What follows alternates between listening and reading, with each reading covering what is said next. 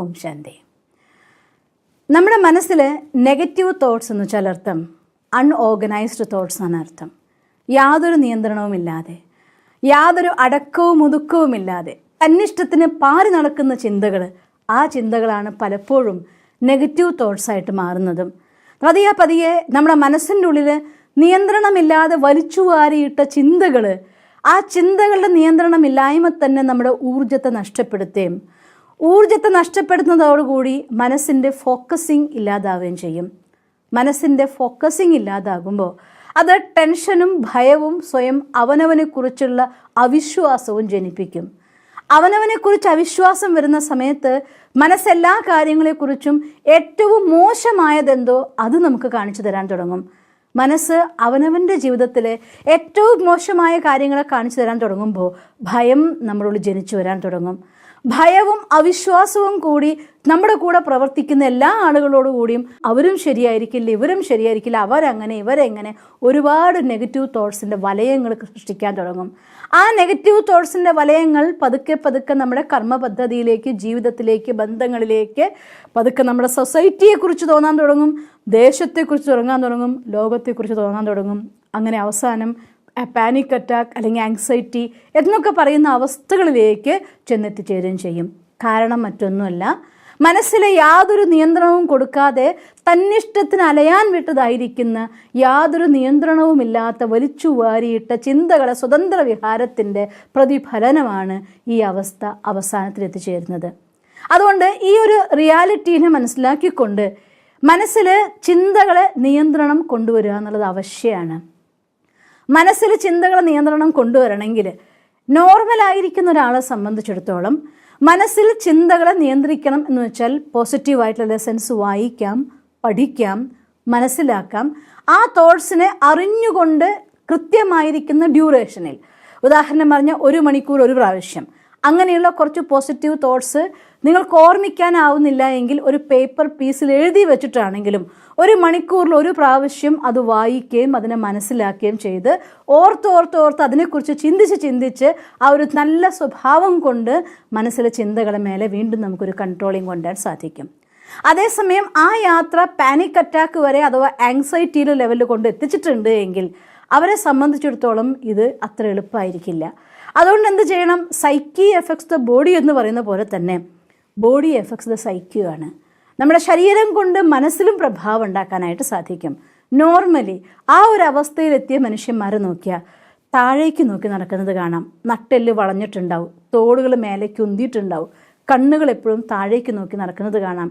ശ്വാസഗതി നോക്കിയാൽ വളരെ വേഗം ശ്വാസം വലിച്ചു വിടുന്നതായിട്ട് കാണാം. അതായത് അവരുടെ ശ്വാസത്തിന് ഡെപ്ത് ഉണ്ടായിരിക്കില്ല, ഈസി ആയിട്ട് പോകുന്നത് കാണാം. അത് അവരുടെ ശ്വാസത്തിൻ്റെ വേഗത കിതപ്പ് പോലെയൊക്കെ അനുഭവപ്പെടും. ചിലപ്പോൾ അവർക്ക് ശ്വാസം കിട്ടായും അനുഭവപ്പെടും. ഇതൊക്കെ ആങ്സൈറ്റിയിൽ ഇരിക്കുന്ന ഒരാളുടെ ലക്ഷണങ്ങളാണ്. നേരെ തിരിച്ച് നമ്മൾ കൊണ്ടുവരാൻ ശ്രമിക്കുക. കരുതി കൂട്ടി ഒരു 5 മിനിറ്റ് സമയം നട്ടെല്ല് നിവർന്നിരിക്കുന്നതിൽ ശ്രദ്ധിക്കുക. കഴിയുമെങ്കിൽ ആ അവസ്ഥയിൽ ഒരാളെ സപ്പോർട്ട് എടുത്താലും കുഴപ്പമില്ല. നിങ്ങളിരിക്കുന്ന സമയത്ത് നട്ടെല്ല് നിവർന്ന് കൈകളെ ധ്യാനമുദ്രയിൽ വെച്ചുകൊണ്ട് കാലുമ്മ നിവർത്തി വെച്ച്, നിങ്ങൾക്ക് താഴെ ഇരിക്കാൻ പ്രയാസം ഉണ്ടെങ്കിൽ കസേരയിൽ ഇരുന്നാലും കുഴപ്പമൊന്നുമില്ല, പക്ഷേ കൈകൾ ആ പൊസിഷനിൽ നിങ്ങൾ വെച്ചിരിക്കണം. എന്നിട്ട് നിങ്ങളുടെ ശ്രദ്ധേനെ ഏതെങ്കിലും മേലെയുള്ളതായിരിക്കുന്ന ഒരു ലൈറ്റിലേക്ക് കണ്ണുകൾ വയ്ക്കുക. എന്നിട്ട് ശ്വാസഗതിയിൽ പതുക്കെ ശ്വാസം ഉള്ളിലേക്ക് എടുക്കുക. Deep breath നമ്മളുള്ളിൽ നിറയ്ക്കുക. 1, 2, 3, 4, 5 എത്ര സെക്കൻഡ് സമയം പറ്റുമോ അത്ര സെക്കൻഡ് സമയം മനസ്സിൽ എണ്ണിക്കൊണ്ട് ശ്വാസത്തെ പിടിച്ചു നിർത്തുക. പതുക്കെ ശ്വാസത്തേക്ക് പുറത്തേക്ക് അയക്കുക. നമ്മുടെ ശ്രദ്ധേനെ ഈ ശ്വാസഗതിയിൽ കൊണ്ടുവന്നുകൊണ്ട് നട്ടെല്ല് നിവർന്നിരുന്ന് ഡീപ്പ് ബ്രീത്തിങ് ഒരു 10-12 എണ്ണം കഴിയുമ്പോഴേക്കും തന്നെ മനസ്സ് കുറച്ച് കംഫർട്ടായിട്ട് നിങ്ങൾക്ക് തോന്നും. ആ ഒരു അവസ്ഥയിൽ അവിടെ നിർത്തുകയല്ല, ആ ഒരു അവസ്ഥയിൽ ഏതെങ്കിലും ഒരു നല്ല പോസിറ്റീവ് തോട്ട്സ് വായിക്കുകയോ പഠിക്കുകയോ ചെയ്താൽ കുറച്ചൊരു പ്രഭാവം മനസ്സിലുണ്ടാക്കാൻ സാധിക്കും.